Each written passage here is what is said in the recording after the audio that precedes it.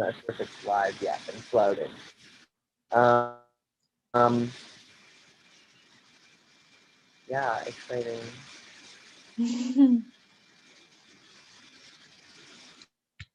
I'm not sure. Does it say on yours? Oh, I've lost you on my screen. Where am I? Ah! On mine, it says that we're live. Okay, it says we're live. Okay. So, great. That means that we're live then. So, let's introduce ourselves. You can go first.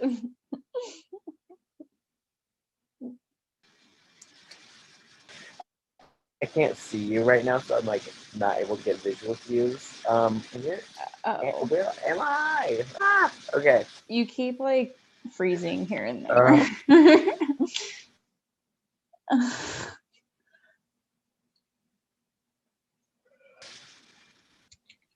What did you say? I said that you keep freezing like here and there. Oh god. Like you're scurrying a little bit. I mean, you're fine now, I think. Okay. Yeah. So I am Frank. Sorry. Or you can go ahead. Frankie, or anything you want to call me.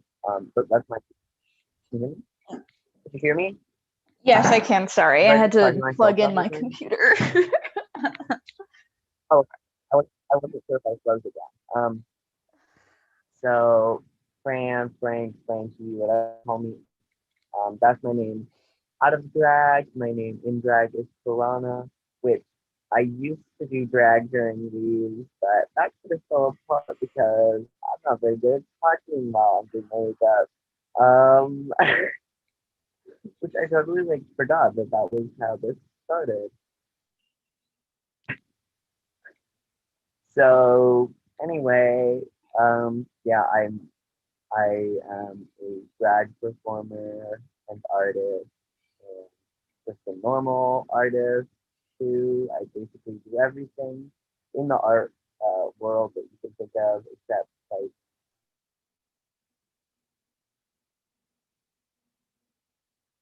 maybe expensive things. Uh, and I am 18. I use they them their pronouns, and I am a leftist and an intersectional feminist. That's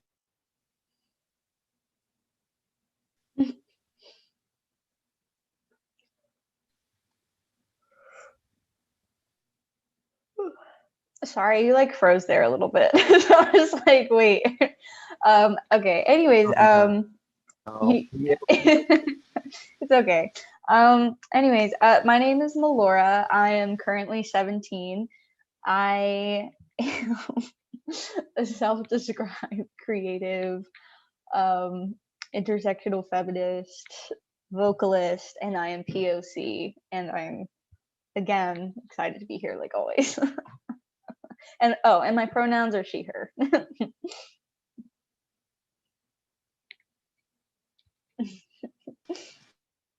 so yeah, so that's our intros. We do this through Core Press, which is a printing press that gives us the opportunity to create this. And as always, I use this time to remind everyone that our opinion not necessarily reflect those of Core Press, yada yada yada. And I think that that's everything. Do you want to kick us off, or should I? You can kick us off. Okay, cool. Let me.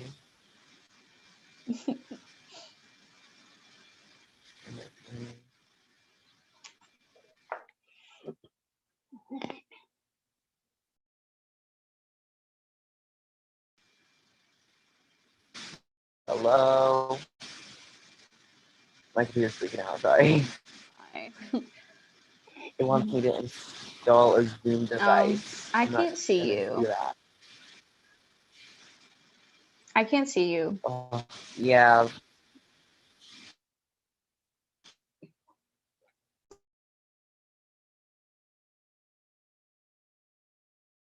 can you see my screen now? Oh my god, where did everything go? Why is this just blank? Okay, I can slightly see your screen, but it's like blurry. And then I can't see you either. What the heck?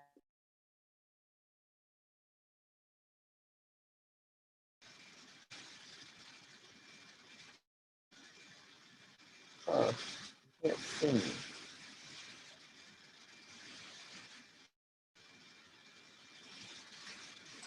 That's weird. And my thing won't load. So I'm gonna stop my screen share. Can you see me now? Sorry, I forgot I was muted. Yes, I can see you. I can't see you, so I can see that you were talking. Oh. My presentation is just deciding not to load now, even though it was already open. I mean, I can share mine. I just hope that mine isn't like too informational, because I feel like I always, like, whenever I do research, I always get like that, and then I just randomly talk about things that aren't important to the thing. I just like, well, like, because when I made the graphic, just for those here, like, I made it with the intention of having like the pictures that I put in the graphic to discuss, like, in this one, since I didn't get to like discuss it with like Piranha and like the last one. And so I think that like there are some things that I just thought that were very interesting, that I wanted to mention that are coming up, and then there are also just other things that like just about like recent stuff that I've been doing as well. But do you want me to share mine?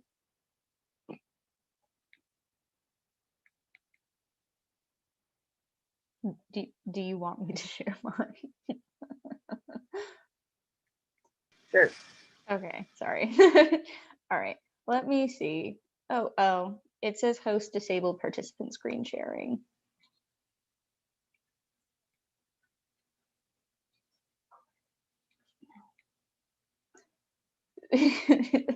I can't yet. I think I just fixed it. Okay. Okay, there you go. Okay, cool. Let me go on here. Let's see. Okay, sorry. I have like a lot of things like that are open, so let's see. Let me go to my, oh wait, I think this is my Google Slides one. Okay. Let me go into share mode. No, that's not what I wanted to do. No. Present. Sorry, I don't know why I clicked share. Like, I don't know why I clicked share. Like, oh shoot, no. Well, your computer is probably why our live is not working. Huh? I said your computer is probably why our live isn't working. There's so many tabs open. Oh. I can't see you now. I can't see you either. I wonder, like, like your video is just gone, and I'm wondering if, like, okay, there's some new settings. I wonder if like on the YouTube live, if people can see all of this weird stuff that happens. If they can, like, what if they can just see you and I'm just like talking about stuff that they can't see? I have no clue.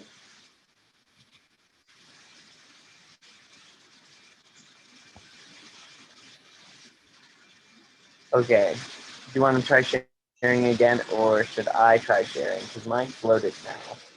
You can try sharing.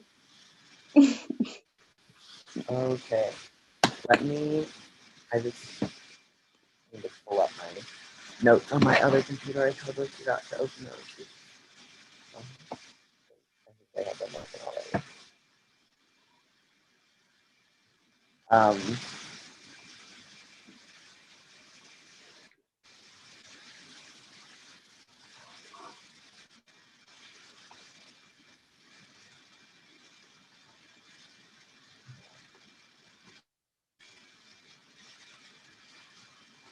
Sorry, I have it open right here. Okay, so yeah,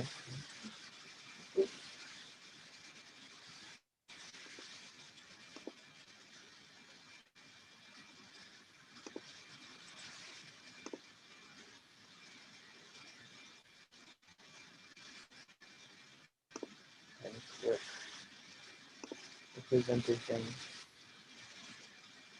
Um, so I'll just start talking because we got a time limit here, and people have just been staring at us fumble around for 20 minutes. um, so to start, oh, and my pictures are just gonna okay, there you go. Can you see that? I can see it, but it's blurry. Weird. Okay.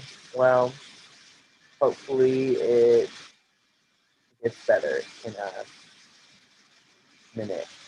Um, so this is William Dorsey Swan in the dress, and the other person is an actor. I couldn't find much information on, but so on a spring night in Washington near the White House, a drag ball was being hosted by William Dorsey Swan to celebrate their 30th birthday. Also, throughout this, we're using they them pronouns because they're, they never outwardly shared their pronouns. Yeah. It was all the information about them was written about them. It was never first-hand accounts. So, like, I'll just be using they them pronouns. But anyway, and let me interrupt me if I start to sound like a robot. Anyway, so uh, celebrate their 30th birthday. Dozens of black people assigned male at birth were dancing, dressed in long gowns and jewels. During the celebration, cops invaded the home. Partygoers ditched their dresses and ran, and Swan stayed.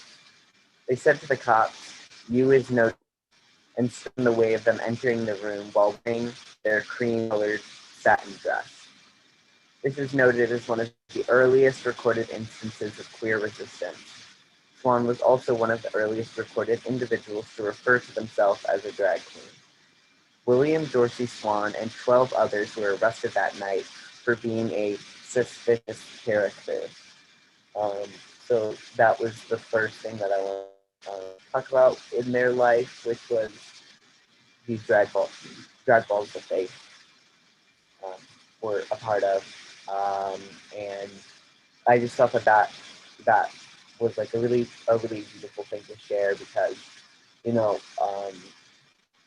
like with all queer resistance, the first instances of queer resistance were always by people of color, specifically gender non-conforming people of color.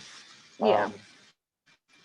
A lot of people note note note uh, sorry, Stonewall in 1969, I believe, as let me double check that, um, as the earliest queer resistance moment, like um, 1969, yes, okay, June 28th, 1969, as one of the earliest moments of queer resistance, which was also it was it was trans women of color, and so like all of these instances where people were just starting to fight for their rights were by queer people of color, yet white white queer people are so often racist and ignore our history and ignore how much of the work was done by queer women of color. Like, Yeah. anyway, I'll get more into that, but I'll continue. I'll continue on with the little story of Winnie versus Swan that I typed out here. So, Swan was born around 1860 in Maryland as an enslaved child. While enslaved, they had an intimate relationship with Pierce Lafayette, who was another enslaved person, also assigned male at birth. Little is known about their life, and like most queer historical figures, the bits and pieces that we do know are from newspaper clippings about their arrests or arrest records. That was a lot of queer history um, prior to the 60s is all in arrest records and little and any little blurbs that were written about them, basically demonizing them. Um, Yeah. that I don't mean that specifically for this person. They did not live until the 70s, but I mean general queer history.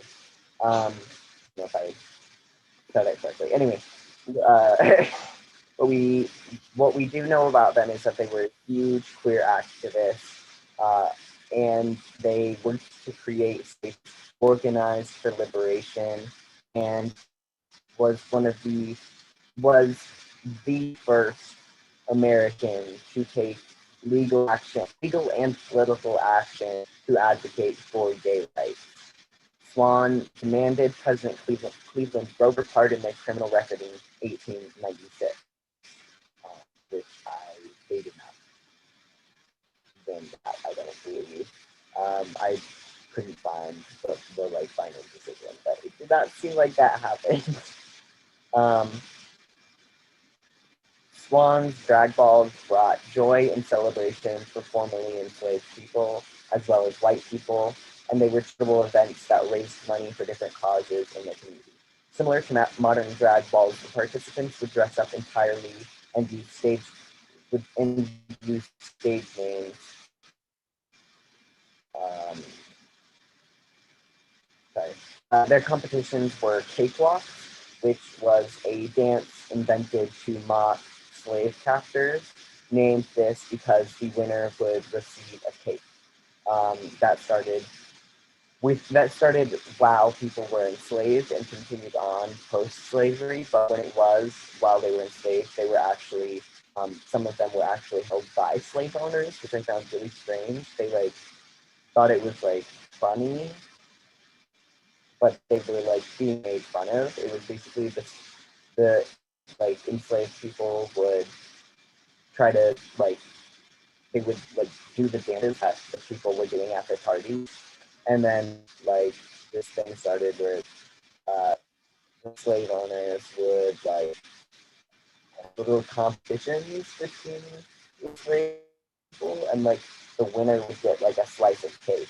But when it was brought post uh, slavery, when it was in black communities, it was entirely to mock white people. I mean, they were mocking their captors, like in front of them during slavery, but which I'm still like, why was it? I don't know, but and but afterwards it was like this. It was like basically they dress up like high society people, like they would dress up really pretend to be rich white people and like do dances that like were like basically goofier, exaggerated versions of these dances that they saw at these parties, and they would receive an entire cake now, um, and they would use exaggerated hand motions, which were possibly a precursor to Vogue, which is very like about the hands, which I thought was really interesting. But just like a possible link there, since Vogue was also started by queer people of color, um, and also was part of drag balls. So that like they did these cakewalks, and then in the modern time, they blow at drag balls, so like there's that connection as well. Um, so little did William Dorsey Swan know, the events they held and the way in which they fought for their rights opened a door for the community, particularly for Black queer people. So I just thought that was a really interesting story. And I have a little clip that shows like what cakewalks look like. I don't the sound doesn't work, I don't think, but you're from the Library of Congress in Washington D. You're frozen. I can like hear you, but like the screen is like blurred and frozen. Yeah, I can hear you. I just can't, like, your screen is like frozen, like, and so is like the presentation. Okay, there it goes. Huh. Okay, well, can you see the okay. Yeah, I can see the Library of Congress video, but your like little Zoom box is like frozen on like. Okay, that's okay. Let me know if the video plays when I say play. Mm-hmm.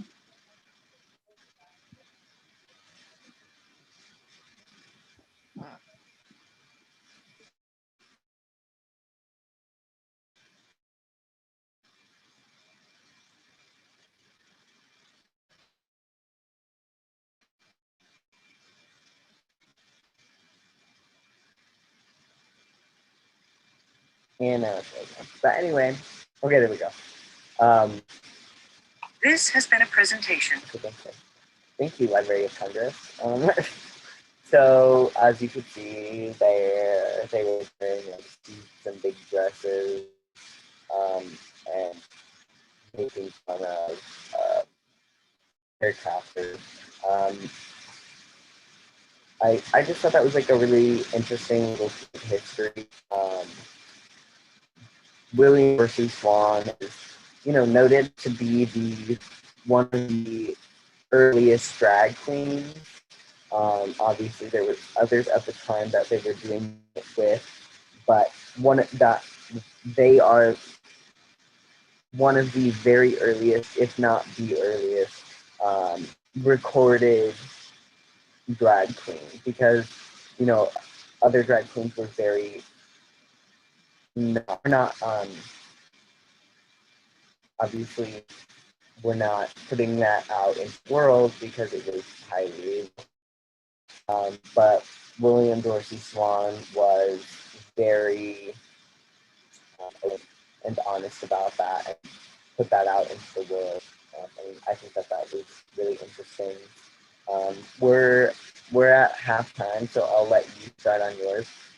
And if we have extra time at the end, I can talk a lot about this, and I think it's really interesting. Also, if you have any questions, I did a lot of research and didn't include all of it.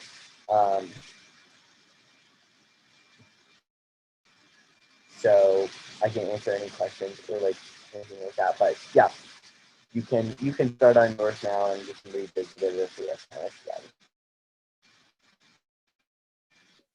end. Okay. Your screen is a bit frozen. Okay, I think I can see you a little bit. Okay. Because of last time, I'm not putting mine in like a present format, so I will. 1 second. That is for Smith. I will just do a full screen because, yeah. Okay. So this is my presentation that I made. I have notes on the side because I I would not have enough room to like put certain things on here, but this is just like I made the like I said in the beginning, I made this graphic with the intention that I would discuss things that I've like been seeing related to like the Black community, along with like things from the past that I also wanted to discuss. So the first person that I wanted to discuss was Nella Larson, along with her novel called Passing, which is actually going to be made into a movie, which will be directed by Rebecca Hall. And Rebecca Hall is herself an actress. Huh? What? Sorry. I didn't understand you.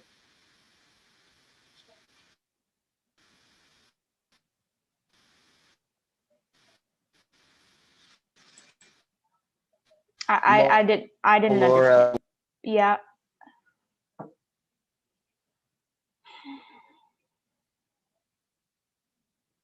Jesus Christ. All right.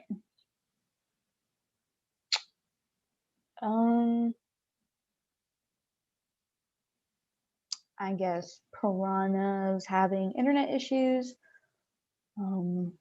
They seem to have disappeared from the thing. I was just going to say that one of the recent things that I've seen was Passing, which is a novel by Nella Larson, and Nella Larson herself is a mixed race. Nella Larson herself is mixed race. She has a very interesting background. She has a Danish mother who raised her along with her half sister, who is fully white, and she faced a lot of discrimination when she was very little as a result of her skin color compared to her family, who was all white. And yeah, she but anyways, she wrote the novel Passing, which was published in 1929, and that novel is set in Harlem in the 1920s, and it focuses on two friends whose names are Irene and Claire. And after years of non-communication, they reunite, and it is also focuses on how they become like increasingly interested in each other's lives. And the reason why it's called Passing is because during the 1920s, there was like a rise in lighter skin Black folks, like doing the practice of passing as like white, so like skin painting and whatnot. But the book specifically, the two friends, the reason why they become interested is because one, Claire, she they are, even though they're both mixed race, both Claire and Irene, Claire passes as white, and she's also married to a white man, and Irene, it identifies as African American, is married to a Black man. And like I said, that will be directed by Rebecca Hall, which a lot of people think is interesting because they don't really know like Rebecca's full background. She's like me. She is like she has like a mixed biracial mom and a white dad. Rebecca Hall does, and so that's why she's directing this, because she also wanted to explore her own identity. But basically, the novel also focuses, it's like an exploration of race during a time when passing was popular, including like Nella Larson's own mixed heritage that she explores during that. And then I'm sure that yeah, so the next thing that I wanted to talk about was the song and poem Strange Fruit, which was, so the song that's sung, the famous song that's sung by Billie Holiday, which is actually kind of the song that's more focused on in the recent movie that came out. I think it's called The United States versus Billie Holiday, where Andra Day actually plays Billie Holiday. But originally Strange Fruit was a poem written by a Jewish man named Abel Mirapol. And he wrote it as a response to a photo of a lynching he had seen. And so while he was doing that, he actually composed music as a backdrop for the poem. And then it was actually given to Billie Holiday to sing. And it's just ironic to me in a way that it was kind of in 1999 it was actually named the song of the century by Time magazine. And I say that because like I say that's like odd to me because I just feel like for a song that talks about like like the condemning of like white supremacy through um acknowledging that lynching was like a thing in the South, like naming that the song of the century is just very interesting whenever people don't want to do their own work in dismantling systemic racism. So that's why I found that interesting. But anyway, um, but yeah, so during that time, yeah, it was just very like highly publicized, and like Billie was actually kind of forbidden by the FBI in a way from singing that song because the FBI was and probably still is racist, considering that yeah, so yeah, but they like used like her heroin addiction as like an excuse as well to kind of like attack her and harass her with racist sentiment, especially by the Federal Bureau of Narcotics Commissioner Henry Anslinger. And yeah, he was severely racist, and he targeted Billie and actually arrested her on her hospital bed like weeks before she died, and kind of like while she was going through withdrawal removed what was helping her through her withdrawal, and she died. But yeah. And then I also wanted to talk about the Green Book, also known as the Negro Motorist Green Book, which was published by the African American mailman Victor Hugo Green in New York City. It is and was an annual guidebook that was like published from 1936 to 1966.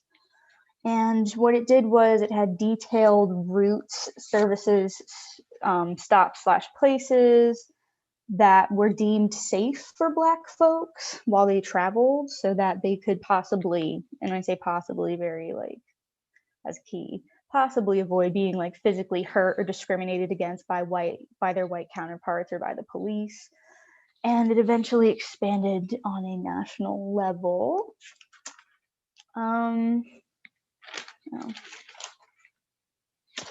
In regards to the Tinian, I think it's pronounced Tinian. I'm probably butchering that pronunciation. In regards to the Tinian Laws and the apartheid pencil test, I'm going to start with the Tinian Laws. And so those laws, the Tinian Laws, were passed in 1786 by the Louisiana governor at the time, Esteban Rodriguez Miro. And what it did was that it forced women of color or like Creole heritage to cover their hair with a tinion head wrap so as to not draw attention like from the white from the white population, because the white population was like jealous of and whatnot. And at the time, another main reason as to why those laws were passed was because at the time, like the free Black population was increasing very steadily, and that status of being free enabled them to begin cultivating like their own wealth. And because free Black women were exploring their fashion, whether it was through dress or putting jewels or feathers in their hair, white people, I should say, believed that the social hierarchy would be destroyed since their fashion became an image of their wealth status. And then actually, I found that this out because originally I actually thought that the pencil test was kind of like a US thing. I didn't know that it was like specifically associated with like apartheid, but in but the pencil test actually originated during apartheid in South Africa as a way to segregate whites, mixed race, and Black people. And originally they called like mixed race colored. And so the pencil test, basically what it was is that they would put a pencil through your hair, and if it fell out, you were white. And if it stayed in, you were mixed, or as they said, colored.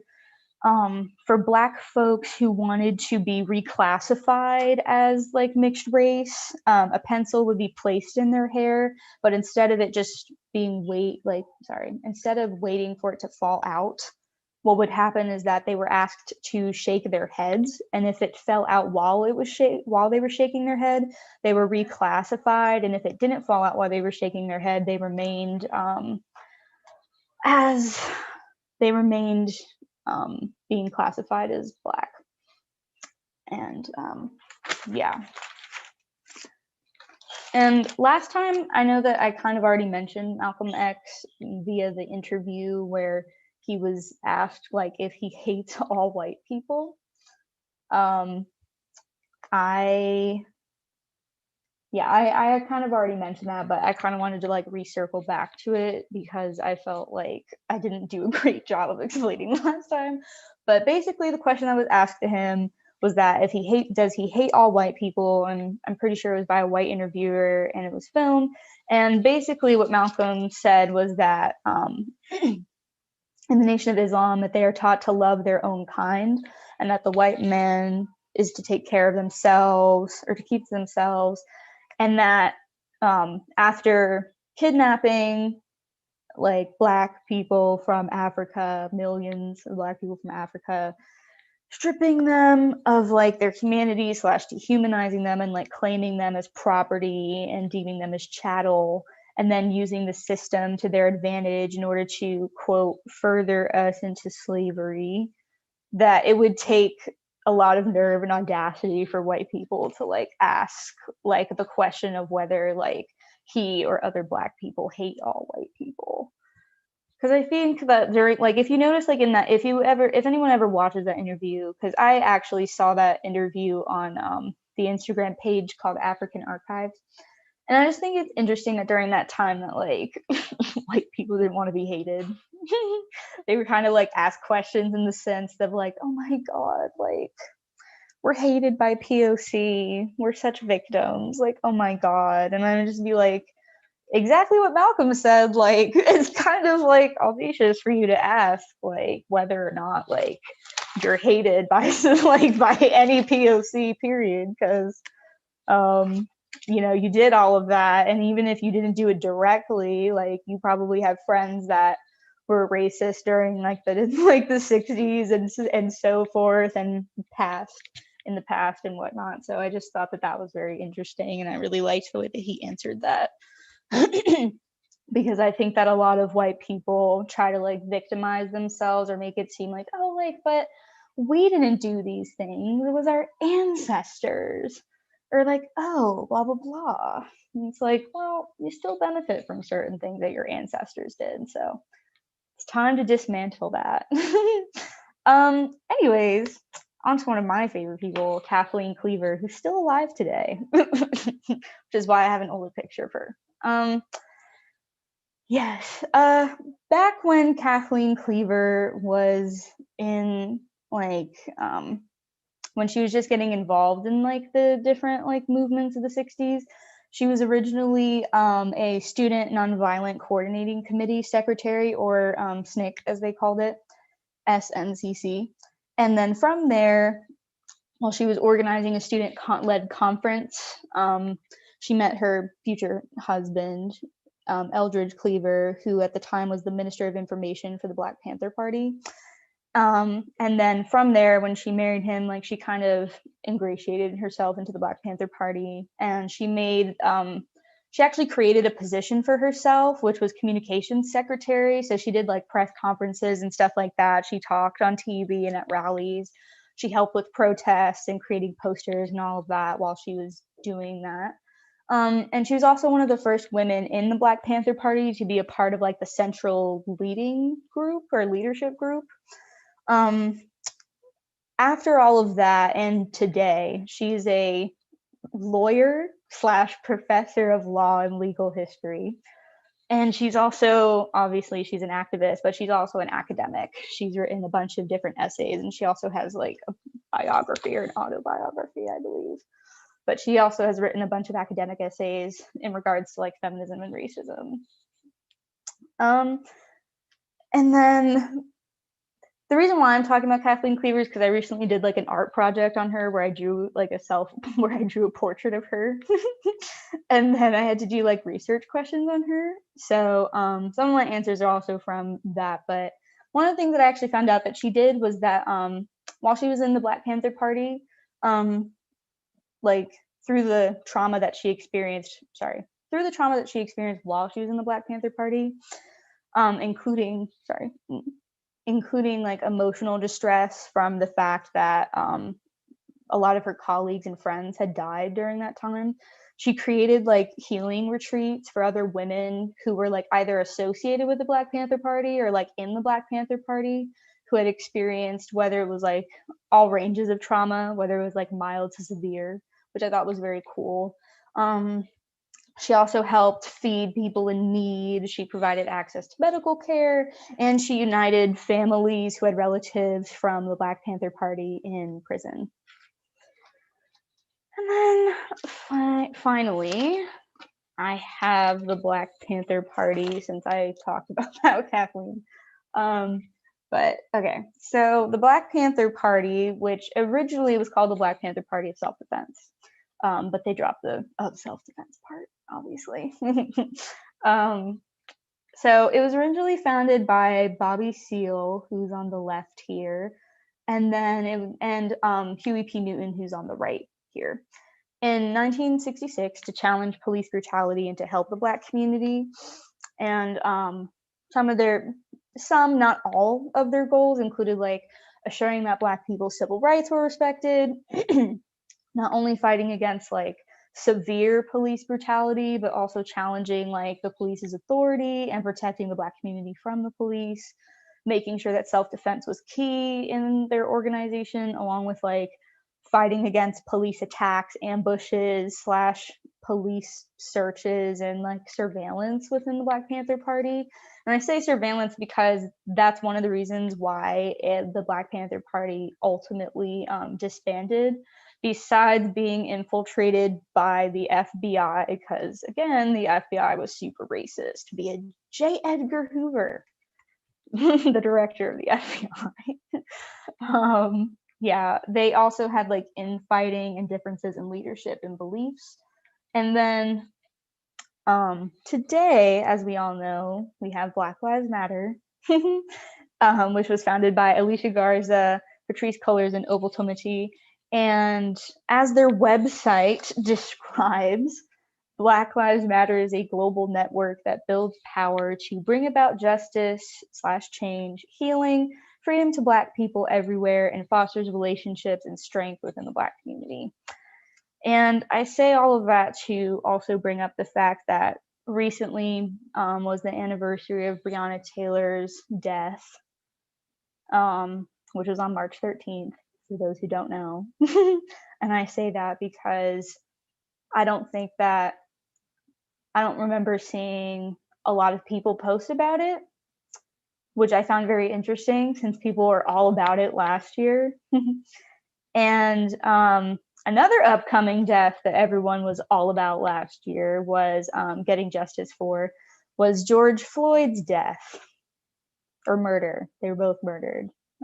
His and death anniversary is on May 25th, which is in a couple months. But yeah, I just wanted to mention those because I think that it's very important to keep fighting for justice for people who deserve that justice and kind of putting your words into action rather than posting about it like when you would like to post about it. It's important to keep posting about certain things and making sure that people are remembered. And I also just thought it was weird because when I looked up Breonna Taylor and like compared it to like George Floyd's Wikipedia page, which I know Wikipedia is not like the best, whatever, but it's fine.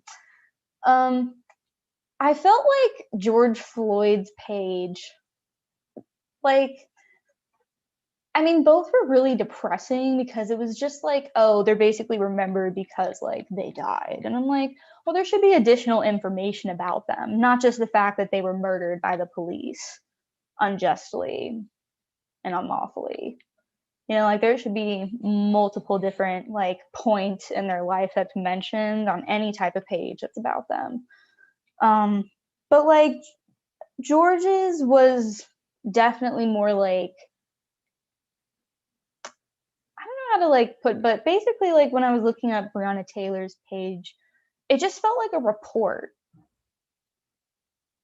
Like it didn't really mention, like when I first looked it up, it didn't really like, I didn't click on the Wikipedia thing, but it didn't really, it just felt like a report of her death. Like it was like, oh, situation happened on this night and blah blah blah happened on whatever. Like her Wikipedia, Brianna Taylor's Wikipedia page was like a report of like her murder. And I just thought that that was so weird because I'm like, how come it's not like more in depth about her life? You know, like if there's a Wikipedia page, it shouldn't just meant like, it's not like it's a book summary. It's her life, which I thought was very. But enough about that. I sound very annoying and whatnot when I present. I sound very informational when I present and boring. But yeah, that's kind of all I have.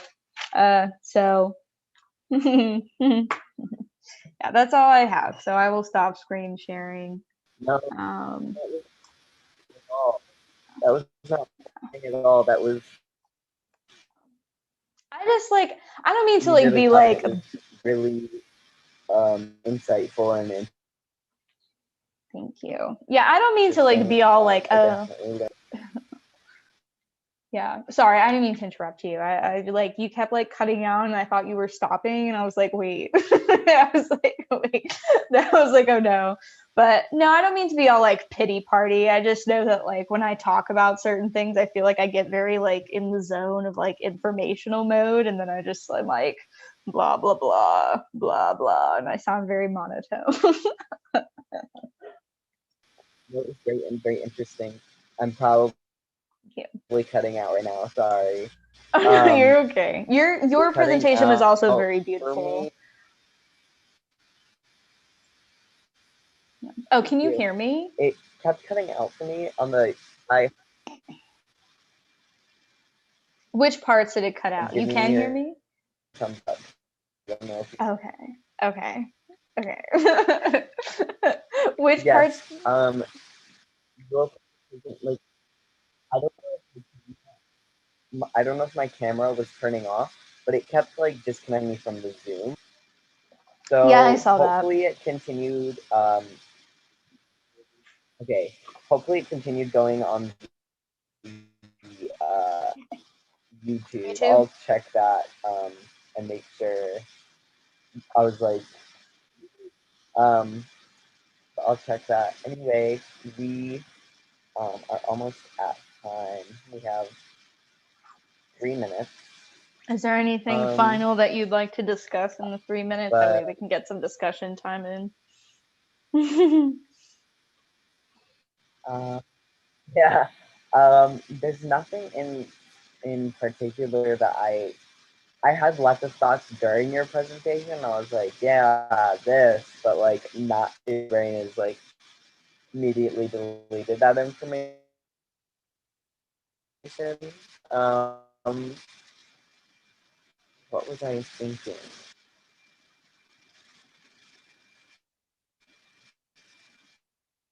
I don't know.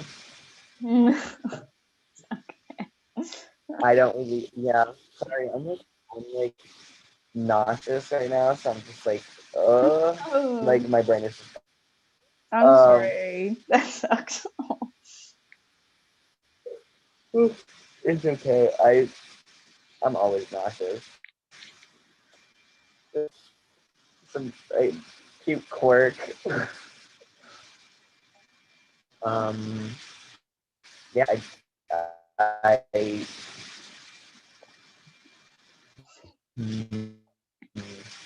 there was something I was just about to say and I already forgot it.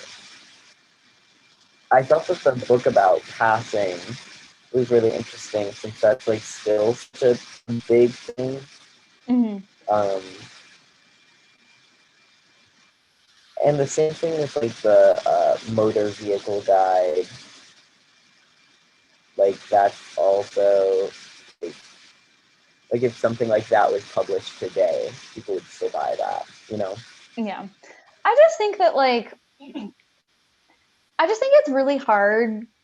Sorry, let me rephrase that. I think it's very interesting for me to see how hard it is for like mostly white people, but also sometimes other like non-black POC, not all non-black POC, but like some other black like non-black POC just like kind of react in certain ways as if like racism toward like black people within history and during like and wasn't like as bad or like they didn't know or like they just didn't think that it was. And I just think that it's kind of hard for me to believe that other people don't believe. Yes, I know I said believe twice. It's hard for me to believe that other people don't believe that white people were not that bad, because a Right. lot of the times when I learn different things that white people did in the past to any POC, I just end up being like really not surprised. I mean, like, look at Christopher Columbus. I mean, he's a like, no, like, we like have a holiday like called Columbus Day, and it's just so disgusting and disrespectful. I mean, now, like, of course, I believe it's either on that day or was changed to Indigenous Peoples Day, or that's like the day after. But at the same time, it's just disrespectful to have even had a Columbus Day in the first place. I mean, my mom, I know when she was in college, she had to actually read dude's diaries from when he was like raping and pillaging and enslaving and murdering and slaughtering the indigenous people that he came across, you know? And I just like can't imagine even trying to like read any of that. And people are like, "Oh my god, what? What? What?" I'm like, none of this is surprising. I mean, I just think like people have like this weird block in their mind of like, oh, white people, you know, they can't have like used torture devices on the enslaved. Like, what? That's that's the vibe I get from people a lot of the I mean, time. the other thing is, on one side of things, they think that well, first of all the history that we already are getting about this is sugar coated. They don't tell you the very like the absolutely disgusting things that happen. They try to completely avoid, like, I don't want to go too in depth because I haven't given a trigger warning, but there's like a lot of like far darker things that happened during slavery and during Jim Crow and uh like today. Yeah. and and today, yeah, and that have continued on today, and all of these things that are just terrible and that are like completely just like people just ignoring or were never told about, Yeah. and Yeah. yeah, Well, it just makes me think like, what exactly do people think that on, white people on did? the Columbus thing quickly, I know we're over time now, but which people, oh sorry, I think I'm probably cutting out because I just heard you gently No, talking I can and hear you. I can hear you now. okay, I think my audio just got weird for a second. Anyway, um, Columbus, and people who still really love Columbus and think that all of the things that are told about him are like anti-Catholic propaganda and stuff. We talked about that a little bit on a previous episode called um, Christian, or no, Religious Propaganda, I think was the name of the episode. So go watch that Hmm. if you're interested in that subject. Um, I think that's all. Do you have any last things?